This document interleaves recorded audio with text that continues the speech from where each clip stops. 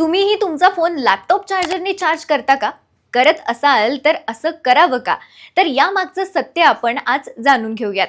समजा तुमचा phone charger हरवला आहे आणि हाताशी फक्त लॅपटॉपचा चार्जर आहे.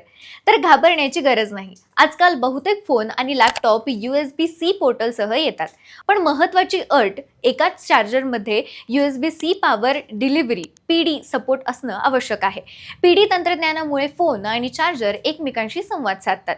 फोनला जितकी पॉवर लागते तितकीच पॉवर चार्जर देतो. त्यामुळे बॅटरीला कोणतंही नुकसान होत नाही.